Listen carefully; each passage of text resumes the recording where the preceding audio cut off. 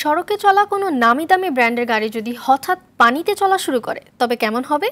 শুনতে অবাক লাগলেও পানিতে চলার উপযোগী গাড়ি বানিয়ে তাক লাগিয়ে দিয়েছেন রাশিয়ার পিটার্সবার্গের প্রকৌশলীরা। মূলত সড়ক ও পানি দুই জায়গায় চলাচলের আনন্দ একসাথে পেতেই এমন ব্যতিক্রমী উদ্যোগ নেন নির্মাতারা।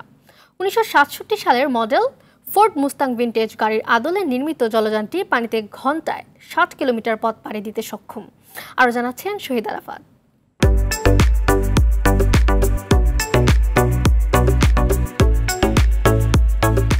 পানিতে গাড়ি চলার এমন দৃশ্য দেখে আপনার মনে হতেই পারে এটি হলিউড সিনেমার কোনো দৃশ্য। তবে বিষয়টি কোনো সিনেমার দৃশ্য নয়, বরং রাশিয়ার প্রকৌশলীদের একটি নির্মাণ।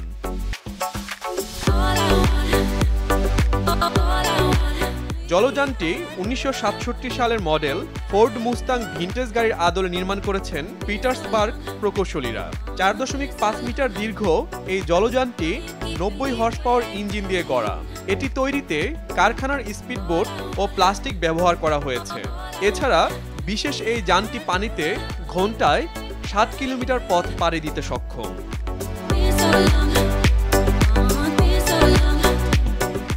পানিতে চলাচলের জন্য জলযানটি তৈরি করতে 1 বছরের বেশি সময় লেগেছে। ফোর্ড মার্কেট টিউনিং স্টুডিওর প্রধান দিমিত্রি রাতুক বলেন, সড়ক ও জলপথের আনন্দ একসাথে পেতেই গাড়ি ও নৌকা একত্রিত করার সিদ্ধান্ত নেন তারা।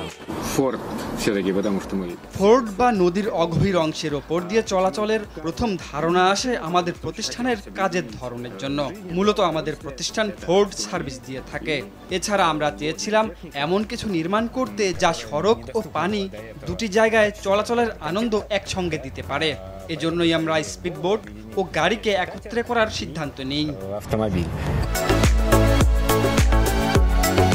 এমন স্পিডবোটের ডিজাইন দেখে সামাজিক যোগাযোগ মাধ্যমে অনেকে প্রশংসায় ভেসেছেন। 99% মানুষ ইতিবাচক মন্তব্য করেছেন বলেও জানালেন দিমিত্রি রাতুক। অনেকে স্পিডবোটটি দেখার জন্য অন্য শহর থেকে পিটার্সবার্গে এসেছেন। কেউ কেউ এটিতে চড়ে ঘুরে বেড়ান ও আনন্দে মেতে ওঠেন। তারা জলযানটির বিভিন্ন ছবি তুলে সামাজিক যোগাযোগ মাধ্যমে শেয়ার করেন। 99% মানুষ জলযানটিকে পছন্দের তালিকায় রেখেছেন।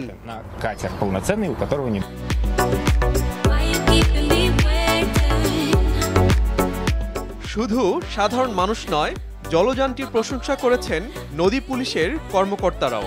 ভবিষ্যতে এমন অসাধারণ কাজ আরও উপহার দিতে কর্মীরা বেশ কিছু প্রজেক্ট হাতে নিয়েছে বলেও জানালেন দিমিত্রি। এবছরের শেষ নাগাদ এগুলো বাজারে আসার সম্ভাবনা রয়েছে।